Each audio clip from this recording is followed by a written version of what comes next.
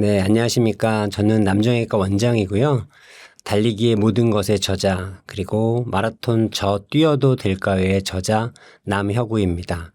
그리고 저는 여지껏 풀코스 마라톤 한 100회 정도 완주했고요. 철인 3종은 한 37회 정도 했습니다. 그리고 세계 메이저 마라톤은 한 7개 중에 5개 정도 완주를 했고, 개인 기록은 한 3시간 18분 정도 됩니다. 42.19 풀코스 마라톤을 무려 100회 넘게 이렇게 소화하셨다고 하셨는데 이렇게 뜨겁게 러닝에 빠지게 되신 계기가 무엇인지 궁금합니다. 사실 저는 뭐 달리기를 이렇게 썩 좋아하는 스타일은 아니었는데요. 한 10여 년 전에 제가 일을 하다 보니까 심한 목 디스크를 좀 앓았습니다.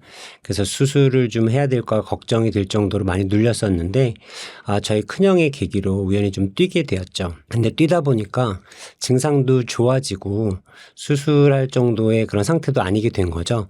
그게 뭐 우연의 결과일지 달리기의 효과일지 뭐 정확하게 알 수는 없지만 여하튼 저한테는 좋은 결과가 있어서 꾸준히 달리기를 유지하게 되었고, 또 달리다 보니까 이제 체중, 살도 좀 빠지면서 이제 바디 쉐입에 대해서 조금 자신감도 좀 생기고, 가족력이었던 혈압이 이제 안정화가 되면서 약을 좀 끊게 되더라고요. 이제 그런 효과. 그리고 무엇보다도 달리고 나면 이런 성취감하고 이런 상쾌한 기분이 너무 좋습니다. 이제 그렇게 되면서 여지껏 달리기, 마라톤을 꾸준하게 유지하는 이유가 아닐까 생각해 보고 있습니다. 목이나 허리가 안 좋을 때 달리기를 해도 괜찮은 건가요? 이제 목, 허리 건강이 안 좋을 때, 그러니까 아주 급성기에는 사실은 달리기를 피하는 것이 좋습니다. 아무래도 달리기가 충격 운동이기 때문에 목, 허리가 아프고 뭐 신경 증상이 있거나 뭐 급성 통증이 있으면 이제 담당 전문의, 주치의를 찾아서 급성기에 대한 치료를 먼저 선행하는 게 우선이고요. 그래서 치료가 어느 정도 되고 증상이 좋아진 다음에는 이제 걷기나 뭐 수영, 뭐 자전거를 통해서 천천히 재활 운동을 시작하고, 이제 이런 거에도 이제 통증이 없다 그러면 달리기를 그때 시작해도 좋습니다. 걷기나 달리기는 척추를 세우고 상하지를 움직이는 운동이기 때문에 척추 기립근이라든지 주변 조직의 혈액 순환이 좋아지기 때문에 반드시 척추 건강에 도움을 주고 있습니다. 사실 체중 감량에 대해서 관심이 있는 분들이 많으실 것 같아요. 어느 정도 구체적으로 그 체중 감량 수치가 어느 정도 되시는지랑 요게 변화가 얼마 만에 좀 나타나신 건지. 저의 경우는 이제 달리기 처음에는 한 80대 한 초반, 키가 한 175 정도 되거든요.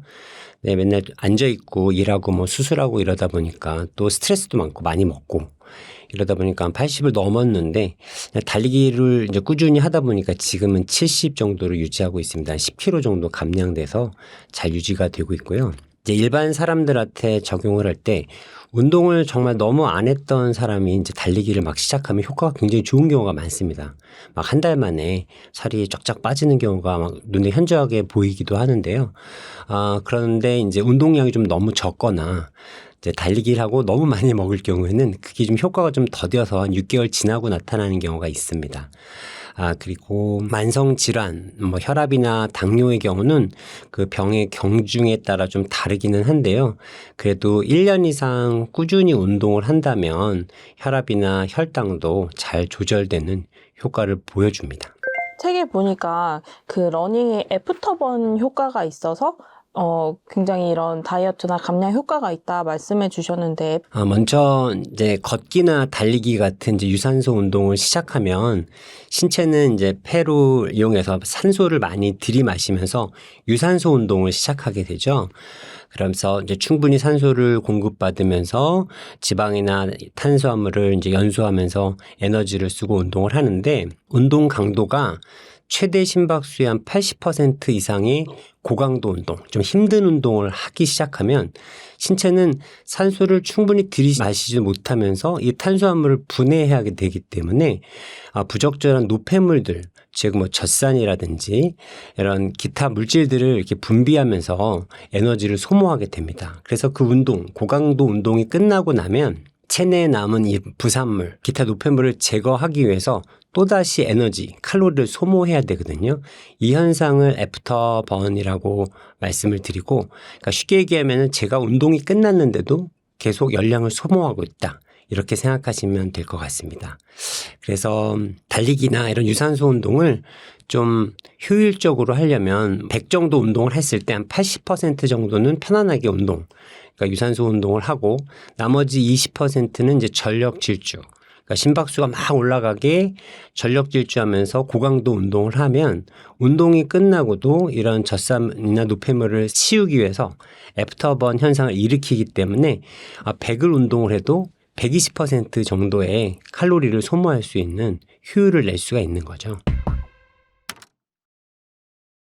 나이가 많고 좀 무릎이 약하신 분들도 많으신데 이런 분들은 러닝이 좀 위험할 수도 있다 이런 얘기가 있더라고요. 네, 맞습니다. 모든 운동은 자기 신체 능력에 맞게 하는 게 좋습니다. 뭐 하나가 좋다고 다 그걸 이렇게 맹신하고 밀어붙이면 반드시 부상이 오고요. 달리기도 이제 점진적으로 하면 이제 안전하고 좋은 운동인데 나이가 드시고 근력이 없고 처음 운동을 하시는 분한테 달리기를 권하는 건 좀 무리가 있습니다. 그런 분들은 처음부터는 이제 걷기라든지 수영, 실내 자전거를 통해서 천천히 운동 강도를 끌어올리시는 것이 바람직하다고 봅니다.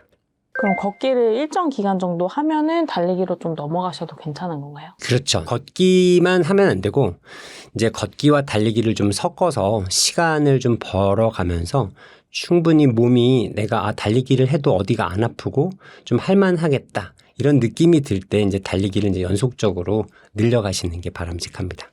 요즘에 그 슬로우 조깅도 굉장히 유행하던데 이것도 좀 달리기의 일환으로 진행해봐도 괜찮아요? 슬로우 조깅도 이제 달리기 한 종류이긴 한데요. 이제 물론 처음 달리고 신체 능력이 약하신 분들한테는 도움이 될 수도 있습니다. 하지만 이제 슬로우 조깅의 단점을 좀 알아야 되는데요.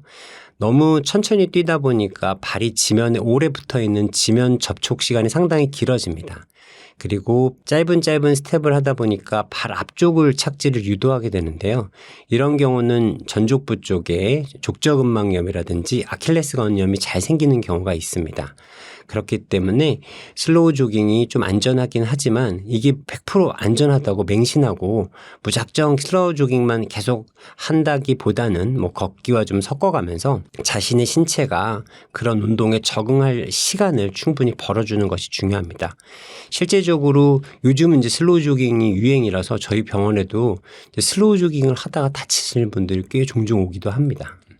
마라톤이 위험한 운동이다. 이제 너무 오래 뛰다 보니까 건강에 오히려 해칠 수 있다. 이런 주장도 있더라고요. 이런 건 어떻게 보시나요? 네, 뭐 틀린 말은 아닙니다. 이제 모든 운동이 계속 제가 반복하는 얘기지만 자기 몸에 맞게 수준에 맞게 해야 되는데 마라톤 같은 경우는 42.19km를 뛰어야 되는 좀 힘든 운동이긴 하거든요. 근데 그게 자기 몸이 천천히 받아들여서 체형도 좀 변하고 심폐 능력도 좋아지고 에너지 대사도 늘고 그리고 근력도 좋아져서 그 거리가 부담이 없이 뛸 정도가 되면 마라톤은 그 러너한테는 좋은 운동이고 건강상, 정신적, 사회적으로도 많은 좋은 점을 줄 수가 있는데요. 운동을 안 하다가 갑자기 뭐 100일 만에 운동을 한다거나 요즘 이제 마라톤이 인기가 많다 보니까 TV 프로에서도 너무 짧은 기간에 그 연예인들을 좀 밀어붙이면서 마라톤을 시키는 경향이 있는데 사실 그런 경우는 위험할 수가 있습니다. 이 3, 4개월 만에 긴 거리를 뛸 정도로 몸이 변하기는 사실 쉽지가 않거든요. 혈관이나 이런 데 데미지도 받을 수가 있고요. 이제 그런 게 무서운 거지 장시간에 거쳐서 꾸준히 저 같은 경우는 이제 10몇 년에 거쳐서 한 100회 이상을 뛰었으니까 이렇게 오랜 기간 동안 자신의 신체를 잘 살펴보고 부담이 없게 점진적으로 늘려간다면 마라톤은 그렇게 위험한 운동은 아니라고 보시면 될 것 같습니다.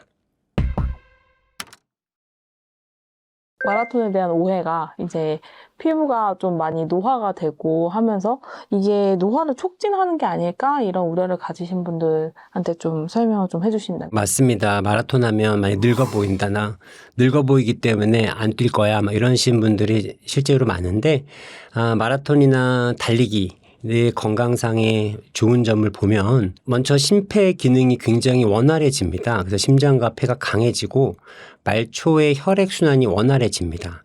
그리고 내부 장기, 뇌라든지 간, 신장 같은데 혈류 공급이 잘 돼서 장기가 튼튼해지고요. 이제 골다공증도 예방할 수가 있고 면역력도 증가되고 항산화 능력도 강화됩니다. 또한 어떤 연구 결과에서는 염색체 말단의 노화를 방지하는 텔로미어가 길어지는 효과를 본다고 합니다. 그러니까 이런 효과들을 종합해 보면 항노화 효과가 있는 거죠, 반드시. 하지만 이제 오랜 시간 밖에서 뛰다 보니까 자외선을 오래 쐬고 이래서 얼굴에 김이나 잡티가 생기고 좀 얼굴이 좀 거무틱틱해 보이고 또 정수리 같은데 또 직사광선을 많이 쬐면은 약간 탈모도 진행을 하거든요. 그런 점. 또 그리고 과도하게 살이 빠지다 보니까 얼굴이 약간 주름져 보이는 거. 이런 것 때문에 좀 늙어 보이는 현상을 말하는데 이런 거를 이제 의학적 용어로 러너스 페이스라고 합니다. 그래서 요약하면 겉모습은 좀 늙어 보일 수 있는데 신체적으로 생리적, 세포적 레벨에서는 실제적으로는 건강해지고 있다고 보시면 됩니다. 그래서 이제 러너라든지 밖에서 오랜 시간 다른 운동을 하시는 분도 항상 이 자외선 차단을 위해서 선블락하고 모자 그리고 선글라스 같은 경우는 꼭 착용을 하시는 게 좋고요. 운동 직후에는 세정을 깨끗이 하고 그리고 충분한 영양 보충과 보습을 해준다면 이런 러너스 페이스를 예방할 수 있으리라고 생각이 듭니다. 달리기가 뇌운동이라는 말이 있던데 왜 그런 건가요? 맞습니다. 이제 운동 자체가 이 달리기가 머리를 좀 쓰기도 합니다. 이 두뇌 활동도 촉진을 좀 시키고요. 생리적으로 보면 이제 달리다 보면 머리 쪽으로 심장이 일을 많이 하기 때문에 혈류를 많이 공급하게 됩니다. 심장의 박출량이 세지기 때문에 머리는 위에 있잖아요. 이 중력을 거슬려서 피를 머리 쪽으로 뿜어야 되는데 많이 뛰다 보면 심장이 강해지기 때문에 머리 쪽으로 혈류가 더 원활하게 공급이 되겠죠.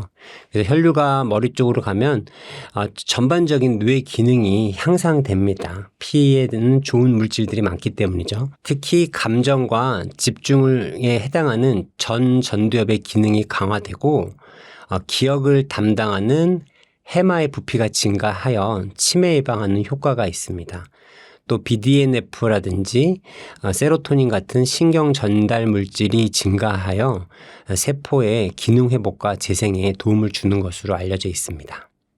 그래서 종합적으로 봤을 때 50대 중장년층이 평소보다 1kg 더 뛰면 1억 원을 아낀다고도 말씀하셨는데 이 1억 원의 가치가 어떻게 또 산정이 된 건지 궁금해서 말씀해 주시면 좋을 것 같습니다. 사실 현대는 이제 의료기술이 발달해서 100세, 120세 시대가 이제 된 것 같습니다. 그래서 이런 시대에서는 이제 생명 나이는 연장되었는데 이제 활동 나이가 건강하지 못하다는 것은 상당히 슬픈 일이죠.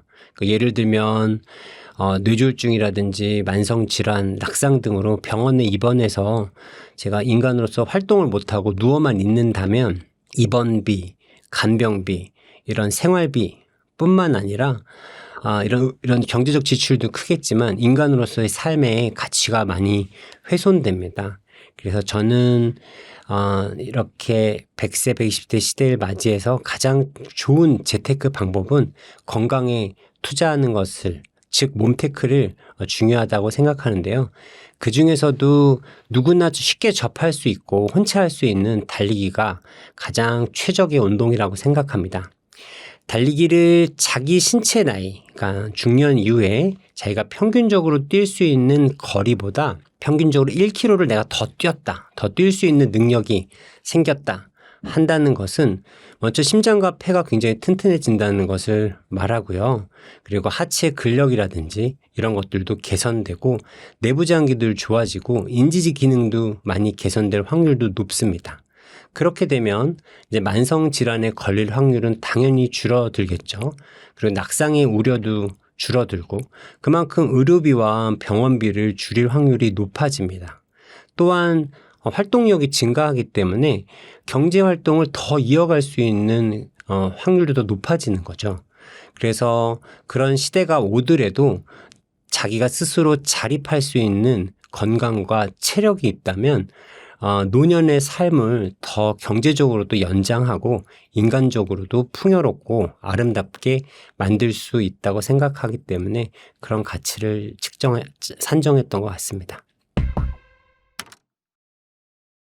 정형외과 의사시기도 하시면서 이제 연간 2,000명 이상의 러너들의 데이터를 분석해서 부상이 없는 달리기 자세를 소개를 해주셨는데 달리기 부상의 종류가 우선 어떤 것들이 있는지 좀 먼저 설명해 주시면 좋을 것 같아요.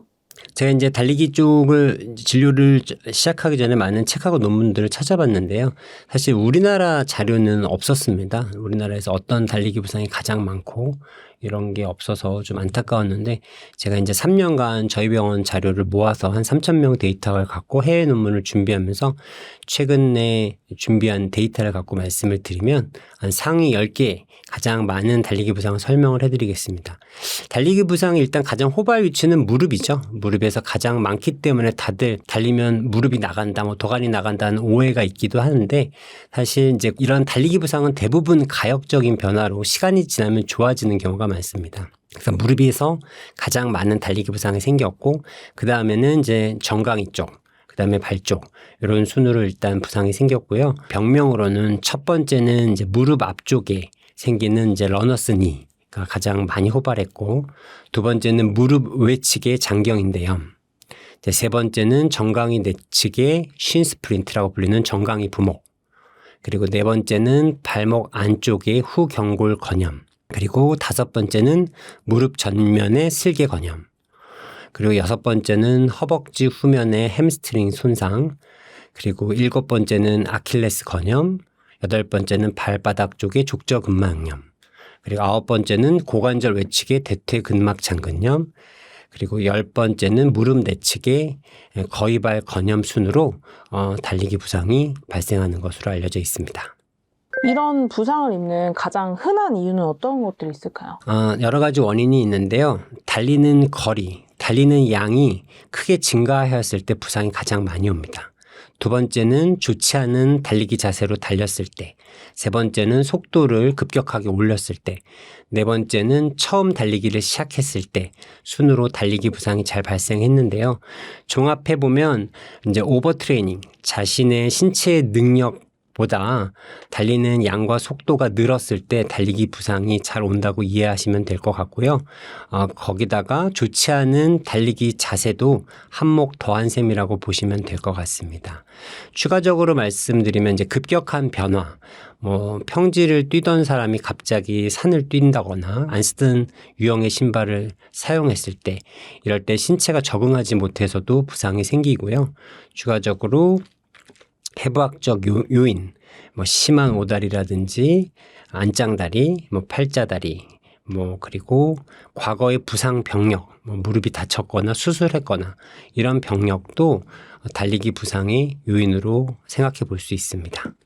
운영하신 채널에서 골반이 불균형이어도 부상이 있을 수 있다고 하셨는데 그것도 골반의 불균형은 사실 제가 달리기 환자들을 자세를 분석해 보면서 데이터나 이런 거는 잘 안 나오는데 저도 그랬고 골반이 많이 흔들리는 게 육안으로 보이는 사람들이 있더라고요. 그래서 이분들에 관한 이런 지표를 객관적으로 모아다 보니까 정말로 골반이 한쪽으로 쏠리거나 한쪽으로 낙하가 되거나 엉덩이 근육이 힘의 차이가 나서 우리가 걷기나 뛸 때 불안정한 사람들이 부상이 많다는 것을 알아냈습니다. 그래서 이거는 논문으로 좀 발표를 했고요. 그래서 모든 운동도 마찬가지고 이 코어, 이 골반 중심 그리고 달리기는 고관절을 사용하기 때문에 그 주변의 근육이 잘 정렬이 잘 맞고 균형 잡히게 움직일 때 부상의 확률을 줄일 수가 있습니다.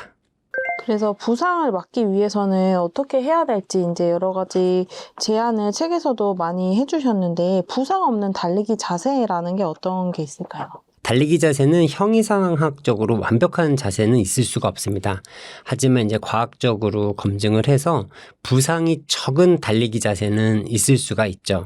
각 여러 가지 요소가 있는데 일단 척추 정렬 상태가 너무 앞으로 숙이거나 너무 뒤로 제쳐져도 부상이 오기 때문에 척추의 기울기 먼저 한 2도에서 4도 정도 살짝 앞으로 기울이시는 게 좋습니다. 그리고 두 번째는 이제 골반의 균형인데요. 요거는 사실 자기가 알지는 못합니다. 스스로 한발석이라든지 런지, 사이드 레이즈 이런 걸 통해서 내가 골반이 흔들리는지 불균형한지를 체크해 보시고 그런 경우는 이제 보강 운동을 하면서 달리시면 좋을 것 같습니다. 세 번째는 이제 고관절 움직임 각도인데요. 하체는 이제 고관절을 중심으로 이제 굴곡 신전을 사용하는데 대부분 한쪽만 쓰시는 경우가 많거든요. 뒤로 미는 경우가 많고 앞쪽을 안 쓰는 경우가 많은데 달리기는 일단 전신 운동, 전후 좌우를 다 써야 되는 운동이기 때문에 앞쪽 근육을 좀 사용하시면 좋습니다. 그리고 착지 시 무릎 각도인데요. 착지할 때는 무릎이 너무 뻗정다리처럼 펴지면 충격을 완화하기가 어렵습니다. 그래서 착지할 때는 한 15도 정도 살짝 구부린 상태로 착지를 해야 충격을 흡수할 수가 있습니다. 그리고 착지 지점인데요. 착지 지점은 중심 착지라고 그래서 신체의 무게중심 아래 가장 떨어지는 게 부상이 적습니다. 이제 속도가 올라가거나 그러면 보폭이 커지면서 이런 오버스트라이드가 발생하는데 이런 경우에서도 부상이 올 수가 있습니다. 그리고 리듬 측면에서는 아무래도 느리게 뛰는 사람, 그러니까 케이던스라고 그러죠. 분당 스텝수가 너무 느리면 수직 진폭, 위로 뛰는 힘하고 보폭이 커지기 때문에 부상 확률이 높아지는데 초심자일수록 케이던스, 분당 스텝수를 175나 185 정도로 올려서 짧은 스텝으로 뛰시는 게 달리기 할 때 유리하다고 보시면 될 것 같습니다. 그 달리기 전에 책에 어떤 스트레칭을 해야 될지도 소개해 주셨는데 그 부상을 막기 위한 스트레칭도 몇 가지 소개해 주실 수 있을까요? 스트레칭은 사실 이제 달리기 부상을 막기 위해 중요합니다. 스트레칭의 이유는 웜업이죠. 몸이 열을 받고 달리기에 적절하게 달리기 전 상태로 몸을 만드는 건데 예전에는 정적 스트레칭이라고 해서 가만히 있어서 관절 범위를 막 늘리는 동작, 뭐 가랭이를 이렇게 막 찢어서 벌린다거나 과도하게 막 이렇게 젖혀서 스트레칭하는 이런 동작들을 많이 했는데 그런 경우는 이제 근육을 좀 찢어뜨리고 인대 접합 부위를 좀 벌려서 오히려 손상을 받게 됩니다. 그래서 실제적으로 운동을 할 때 힘을 못 쓰고 부상이 더 생기는 경우가 많아요. 특히 햄스트링 같은 경우, 햄스트링 스트레칭을 너무 많이 하다가 뛸 때는 힘을 못 쓰고 찢어지는 경우도 많아서 요즘은 그렇게 과도한 정적 스트레칭은 안 쓰고 국민체조 하듯이 동적 스트레칭, 가볍게 뛰면서 이렇게 동작을 한두 개 섞어서 이것저것 하는 동작들 있죠.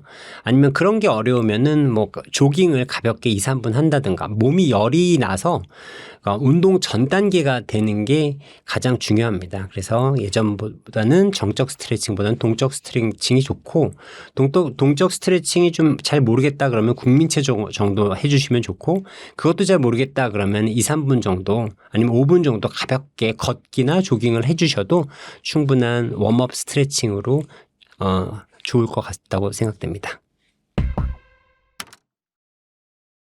사실 달리기 하면 요즘 그 가장 많이 검색되는 게 미드풋 논란이지 않을까 싶습니다. 그래서 발바닥에 어떤 면이 바닥에 닿아야 되는지 의견이 분분한데 원장님 의견은 어느 쪽이신지 좀 궁금합니다. 착지가 어떤지를 아셔야 되는데 착지는 일단 발이 지면에 닿는 위치에 따라 말을 하는 겁니다. 여기 보면 발 뒤꿈치 쪽에 닿는 걸 리어풋, 힐 착지, 중족 골두에 닿는 걸 미드풋 착지, 발 앞쪽에 닿는 거를 포어풋 착지라고 합니다. 그래서 사실은 요 리어풋, 미드풋, 포어풋 요 세 가지 착지는 뭐 중심 착지만 이루어진다면은 상당히 안전한 착지고요. 첫 번째, 아주 끝으로 닿는 극심한 리어풋 착지, 그리고 발 아주 끝 앞쪽으로 닿는 극심한 포어풋 착지. 1번하고 5번은 부상이 많은 착지긴 한데 2, 3, 4는 착지할 때 아주 큰 무리가 없습니다. 그래서 착지는 보통 이렇게 나뉘고 착지에 대해서는 이제 두 가지 관점에서 보는 게 좋거든요. 부상이냐 속도냐 측면에서 봐야 되는데 이제 부상은 제 전문이기 때문에 자신 있게 말씀을 드리면 리어풋 착지를 할 때는 달리기 부상이 러너스니 무릎 앞쪽의 통증이라든지 햄스트링 허벅지 뒤쪽의 부상이 오는 경우가 좀 있습니다. 그리고 미드풋이나 포어풋 착지일 경우는 족저근막염이라든지 아킬레스 건염 그리고 정강이 분목이 좀 잘 오는 경향이 있습니다. 이 말은 어떠한 착지도 부상에서 안전한 게 아니고 착지마다 부상이 다를 뿐이다 라는 게 핵심입니다. 그리고 속도 면에서는 일반적으로 속도가 빨라지면 뒤꿈치 착지를 하다가도 미드풋이나 포풋으로 넘어가는 경우가 많습니다. 우리가 100m 달리기를 예를 들면 우리가 누구나 100m 전력 질주라면 뛸 때 앞쪽으로 뛰게 되죠. 그렇게 속도가 빨라지면 발 앞쪽을 쓰는데 장거리나 마라톤의 경우에는 그렇게 해서 42.19를 뛸 수가 없습니다. 그걸 피로 저항성이라고 그러는데요. 선수들도 앞쪽으로 뛰다가도 나중엔 피로해지면 뒤꿈치를 섞어 뛰고 이렇게 자기가 편하도록 부상이 없도록 뛰게 돼 있거든요. 그렇기 때문에 어떠한 착지를 강요하기보다는 자신이 갖고 있는 고유의 힘을 잘 쓸 수 있는 자연스러운 착지를 중심 착지, 무게 중심에 잘 떨어뜨려서 착지를 하는 것이 가장 부상 없이 안전하게 착지를 사용할 수 있는 방법이라고 생각합니다. 본인의 몸에 맞는 강도를 찾아야 된다고 말씀해 주셨는데 그 본인의 몸의 강도 그럼 어떻게 찾아야 될지. 근데 운동 강도, 자신의 운동 강도를 이제 아는 방법은 두 가지가 있습니다. 최대 심박수를 이용하는 방법과 자극적 운동 강도를 이용하는 방법 두 가지가 있는데 먼저 최대 심박수를 이용하는 방법은 최대 심박수는 이제 여러 가지 구하는 방법이 있지만 가장 이제 랜덤하게 편하게 구하는 방법은 220에서 자기 나이를 빼는 방법이에요. 그래서 50세의 경우 최대 심박수는 220에서 50을 빼면 170 정도 되겠죠. 최대 심박수에서 그 영역, 그러니까 최대 심박수의 한 50%에서 60% 영역이라고 하면 한 걷기 레벨이라고 보시면 돼요. 거기에 60에서 70% 레벨이면 조깅, 그리고 70에서 80%면 중등도 강도의 달리기, 그리고 80에서 90%면 젖산력치를 늘릴 수 있는 이런 트레이닝 구간이거든요. 그리고 마지막 90에서 100% 영역은 전력 질주, 인터벌, 아주 고강도 훈련을 말합니다. 그래서 이제 50세 러너가 내가 오늘은 젖산력치를 좀 늘리고 싶다. 최대 심박수의 80에서 90% 영역을 뛰고 싶다. 그러면 이제 시계, 스마트워치를 보면서 워치에는 심박수가 나오니까 스마트워치를 보면서 뛰기 시작해서 170에 80에서 90% 영역인 135에서 150 심박수의 구간을 확인해 가면서 뛰는 것을 말합니다. 그리고 내가 이제 뛰고 나서 좀 쉬겠다, 좀 조깅으로 리커버리를 하겠다 그러면 최대 심박수의 60에서 70%의 구간, 조깅 페이스, 즉 100회에서 120회 맥박수를 보면서 천천히 달리면 최대 심박수를 이용해서 운동 강도를 설정하는 방법이 됩니다.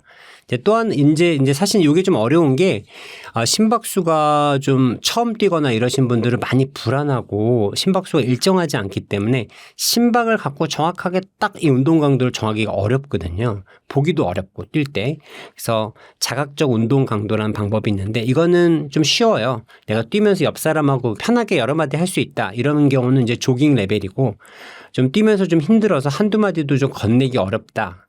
이런 경우는 일단 중등도 달리기 레벨 하다가 너무 힘들어서 한마디도 하기 어렵다. 이러면 이제 고강도 레벨로 생각하고 강도를 설정하시면 좋을 것 같습니다.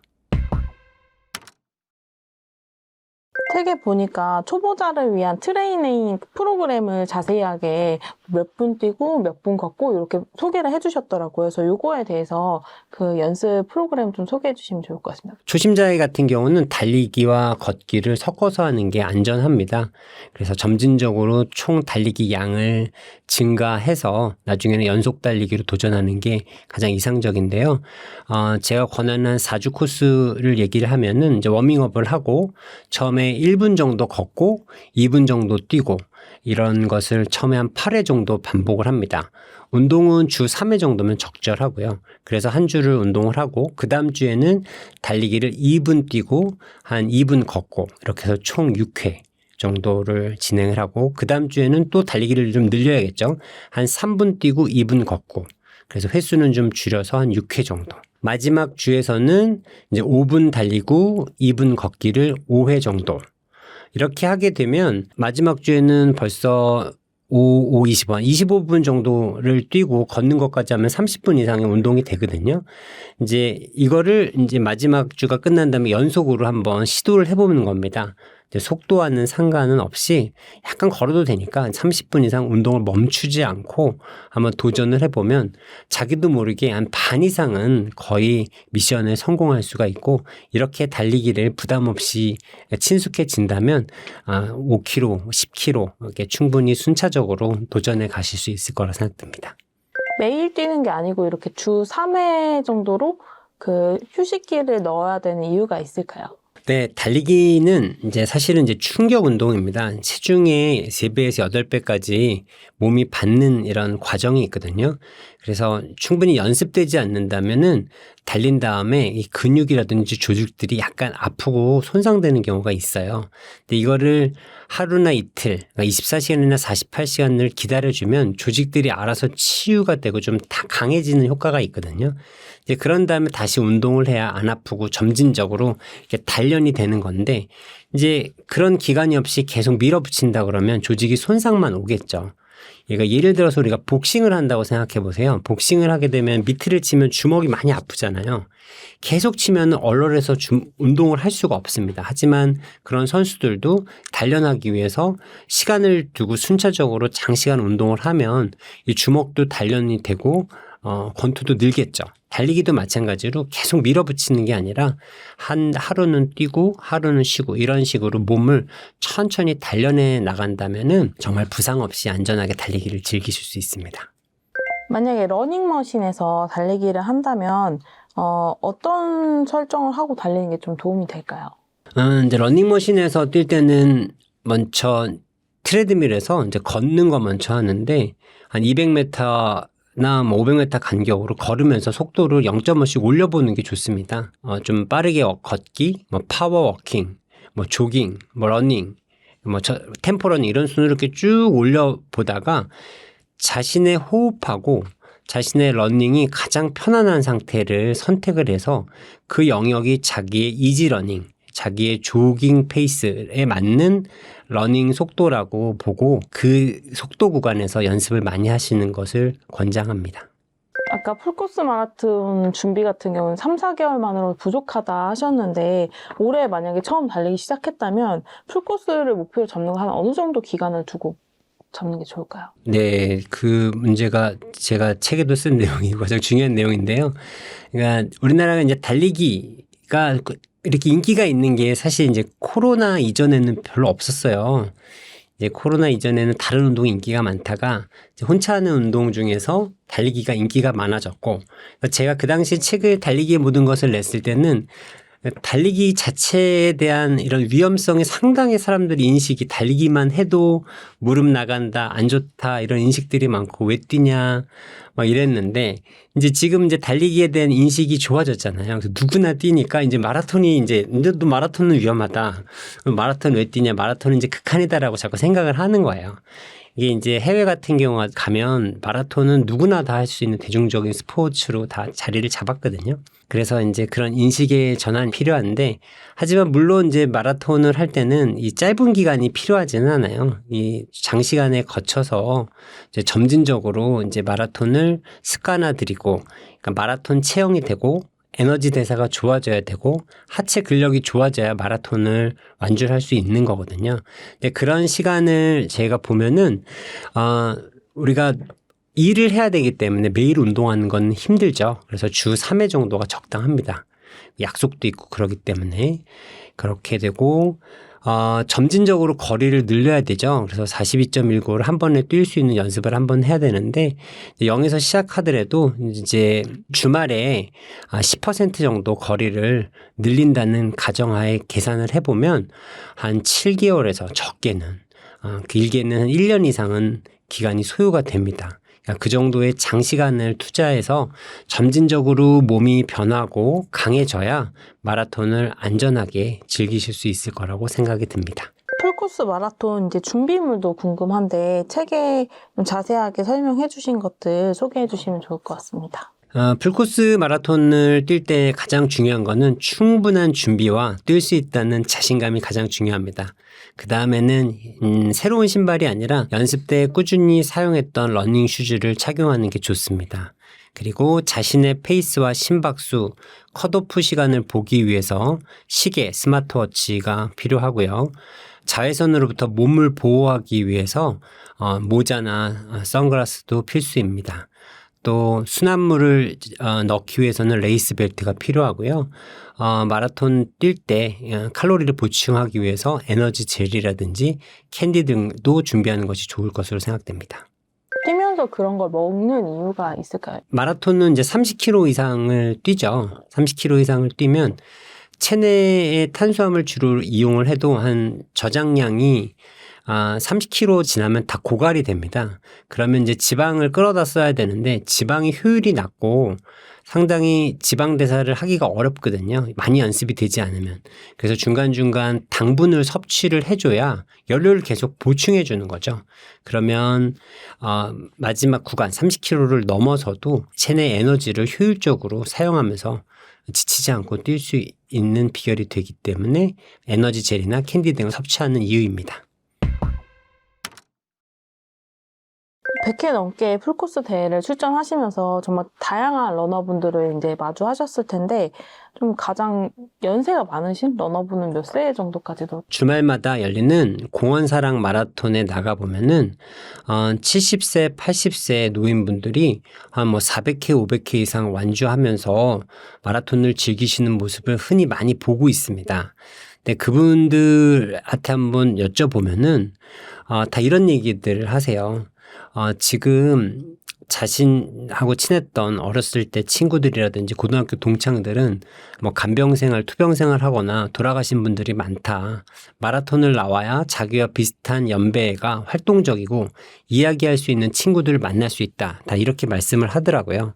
자, 그런 거를 봤을 때 이게 마라톤이 꼭 위험한 운동이 아니라 꾸준히 잘 해나간다면 노인의 삶을 더 건강하게 만들 수 있고 이 나이의 한계를 뛰어넘을 수 있는 유일한 운동이 아닐까 이런 생각을 한번 해보게 되었습니다. 여러 대회 중에서 좀 가장 추천하는 풀코스 마라톤 대회가 있다면 어떤 게 있을까요? 제 개인적인 주관입니다만 국내에서는 동아마라톤하고 JTBC 마라톤을 추천합니다. 동아마라톤은 우리나라 유일의 플래티늄 대회로 역사와 전통을 자랑하죠. 광화문에서 시작해서 종합운동장으로 끝나는 코스인데요. 광화문을 지나서 시청, 청계천, 남대문, 흥인지문, 그리고 군자교, 어린이대공원, 마지막에 서울대교를 지나는 코스는 평지이면서 도심을 관통하기 때문에 기록도 내기 좋고 아주 상쾌한 코스입니다.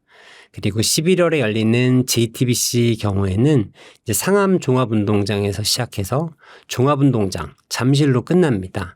그러면서 양화대교, 마포대교, 잠실대교, 다리를 3개나 건너요. 그러면서 한강 주변을 경관을 관찰할 수도 있고 그리고 도심을 관통하기 때문에 짧은 시간에 다 볼 수 있는 거죠. 그런 코스로 젊은이들한테 아주 인기가 많은 코스 중에 하나입니다. 그 외에는 저는 이제 대구 마라톤하고 경주 마라톤 그리고 춘천 마라톤을 추천하고 싶습니다. 최근에 또 화제인 게 마라톤 참가비가 막 60만 원이 넘는다 이렇게 알려져서 좀 이슈가 되고 있는데 실제로 가격이 이 정도 하나요? 실제적으로 한 4, 50만 원 되는 경우는 우리나라는 없고요. 외국 해외 좀 비싼 마라톤 같은 경우는 3, 40만 원 하는 경우도 있다고는 합니다. 하지만 우리나라는 아직 한 10만 원 정도가 참가비로 알려져 있고요. 그렇게 고가의 참가비로 올라간 이유는 이제 마라톤이 인기가 많아지다 보니까 상품들이 다 솔드아웃되고 그래서 회사들 그러니까 주최 측에서 다른 신발이라든지 다른 구스들을 좀 끼워 팔면서 좀 거품이 낀 것 같은데요. 아직까지 그 정도 가격은 아닙니다. 러닝화도 지금 러닝 인기에 맞물려서 굉장히 인기가 많아지고 있는데 어떤 러닝화가 좋은 러닝화인가요? 맞습니다. 이제 러닝화 저도 사실 고민이 많이 되고 너무 이제 이 매스컴이라든지 홍보 이런 것들이 많기 때문에 보면 다 좋아 보이죠. 이쁘고. 그래서 어떤 거를 신어야 될지 가격도 천차만별이고 상당히 고민이 많은데 일단 러닝화를 논문에도 나와 있습니다. 러닝화를 선택할 때 가장 중요한 3가지 기준. 요거를 꼭 갖고 흔들리지 말고 선택을 하면 좋을 것 같습니다. 제가 말씀드리는 3가지는 첫 번째 신었을 때 발이 아픈 곳 없이 편안해야 됩니다. 두 번째는 가벼운 이런 느낌이 좀 있어야 되고요. 마지막으로는 신고 살짝 뛰어봤을 때 쿠션감이 좋아야 됩니다. 이 3가지 모두 다 주관적인 거거든요. 이런 주관적인 만족도가 높아야 자기한테 좋은 신발입니다. 그래서 신발의 구매평이라든지 후기들을 잘 읽어보시고 어떤 신발을 선택을 해서 직접 매장에 가서 꼭 한번 테스트를 해보고 신어보시는 것을 추천드리고 있습니다. 요즘에 카보나가 인기인 것 같은데 카보나가 인기인 이유가 있을까요? 카보나는 이제 신발, 미드솔에 카본 플레이트를 탑재한 이 신발을 말합니다.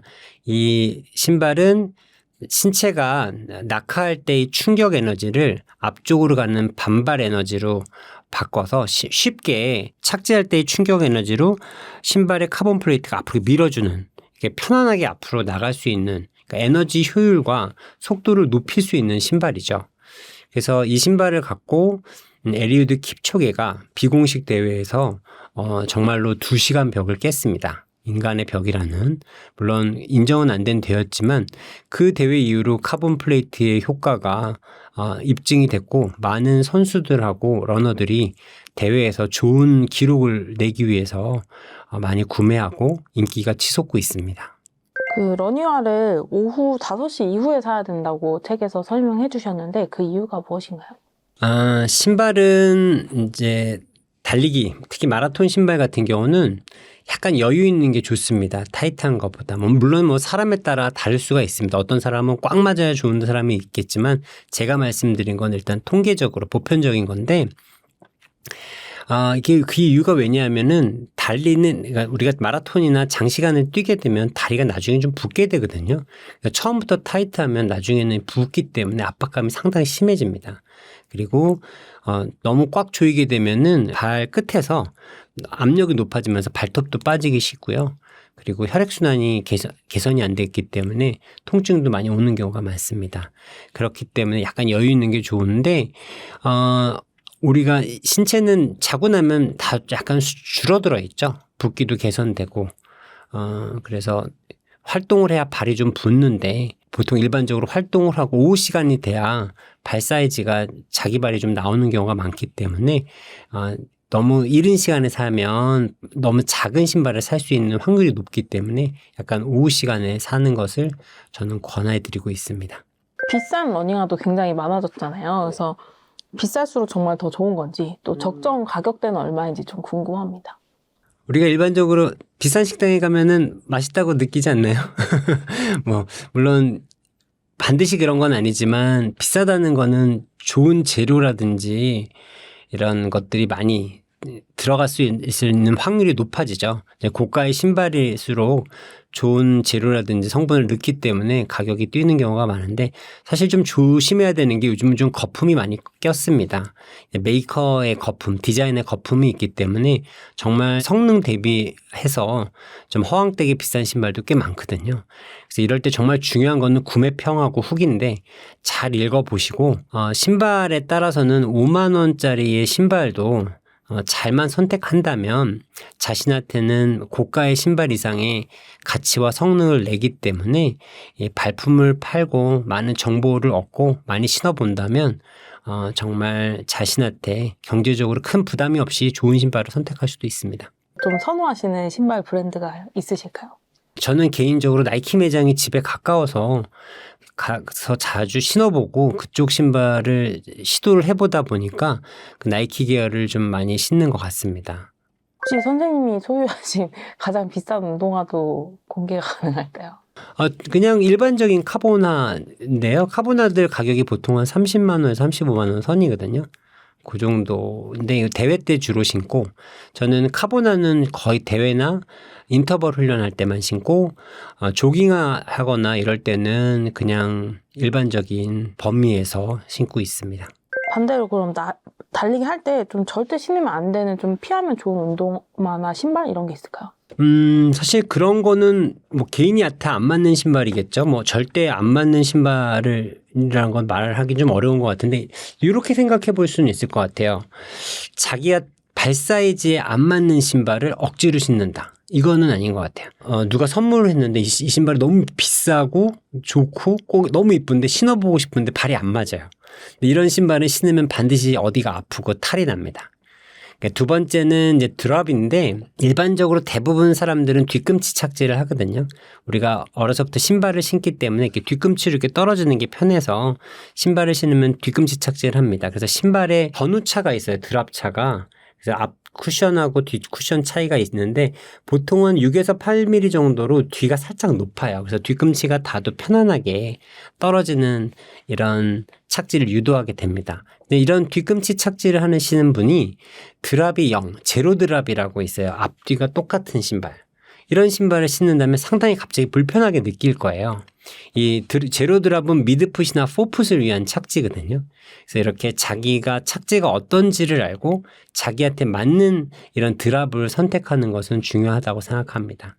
그리고 또 하나는 요즘 이제 안정화인데요. 안정화는 사실 이름은 안정화지만 실제적으로 뜯어보면 보조기에 가깝거든요.